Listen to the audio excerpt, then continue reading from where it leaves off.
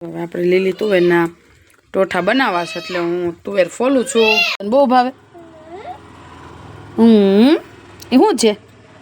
આમ બતાવી તો મને. દાણા માધુને બહુ દાણા ભાવે. તુવેર પછી ચોળી વટાણા એવું બધું બહુ ભાવે. કાં ગટું? હાય કરજો બધાને, હાય કરજો.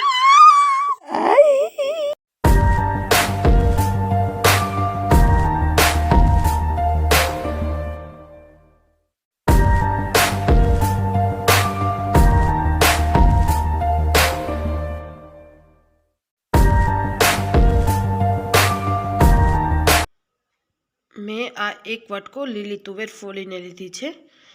1 વાટકી ડુંગળી, 5 ટમેટાની ગ્રેવી કરીને લીધી છે. લીલું લસણ, લીલા ધાણા,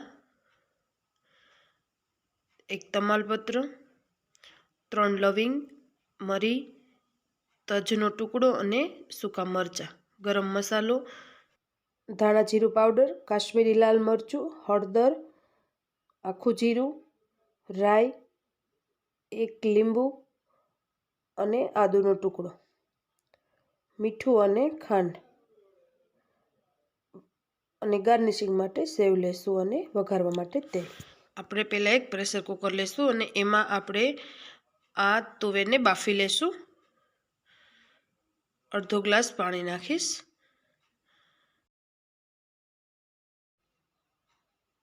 ચપટી એવો ખાવાનો સોડા નાખીશું.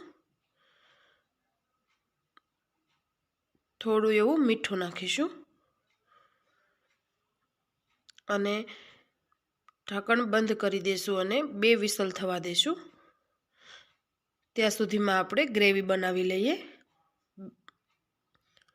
તો આપણે એક કઢાઈ લઈશું.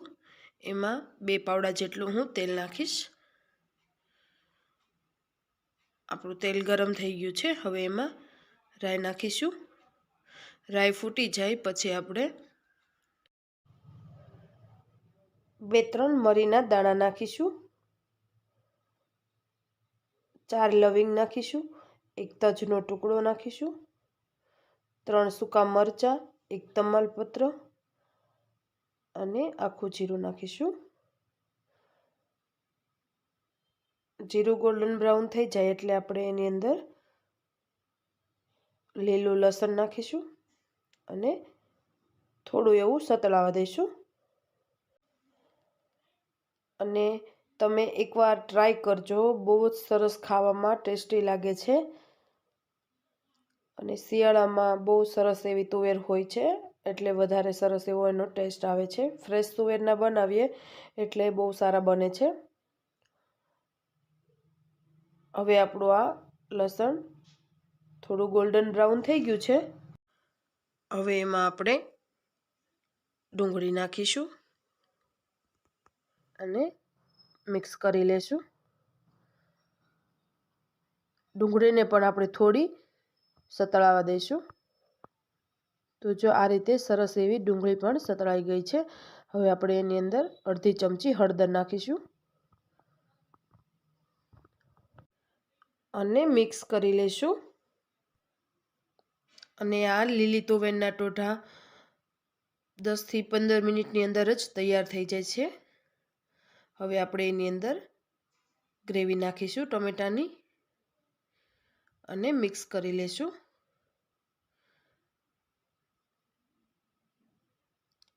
આ રીતે. અને આપણે આ ટમેટાની ગ્રેવીને આપણે 5 થી 7 મિનિટ જેવું આપણે થવા દઈશું. અને થોડી થોડી વારે વચ્ચે આપણે એને હલાવતા રહીશું.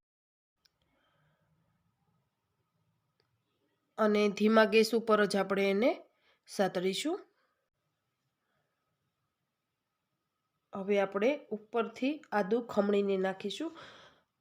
આ રીતે આપણે ઉપરથી નાખીએ એટલે બહુ સરસ એવો ટેસ્ટ આવે છે. આ રીતે આપણે એ ટુકડો ખમણી નાખીશું. અને હવે કાશ્મીરી લાલ મરચું નાખીશું, ગરમ મસાલો,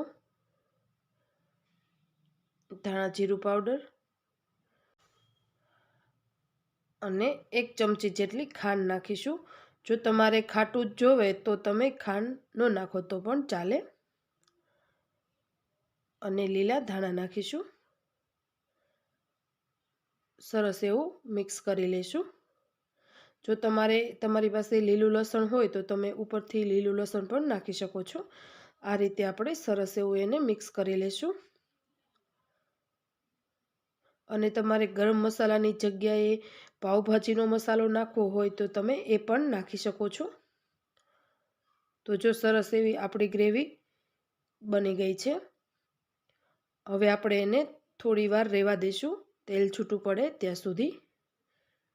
પછી જ આપણે એની અંદર તુવેર નાખીશું. આ રીતે એકાદ મિનિટ થવા દઈશું અને એક લીંબુ નીચવી દઈશું. તો તમે જોઈ શકો છો ઉપર તેલ પણ છૂટું પડી ગયું છે. આ રીતે. તો જો સરસ એવું આપણું તેલ છૂટું પડી ગયું છે. હવે આપણે આ તુવેરને જોઈ લઈએ. સરસ એવી બફાઈ ગઈ છે. હવે પાણી કાઢીને આપણે આની અંદર નાખી દઈશું. ગ્રેવીમાં તેલ છૂટું પડે પછી જ આપણે નાખવાની તુવેર. હવે આપણે એને હળવા હાથે મિક્સ કરીશું. એટલે આ બફાયેલી છે એટલે દાણા બધા તૂટી ના જાય. આ રીતે આપણે એને સરસ એવું મિક્સ કરી લઈશું અને થોડું મીઠું નાખીશું અને મિક્સ કરીને 2 થી 3 મિનિટ જેવું થવા દઈશું.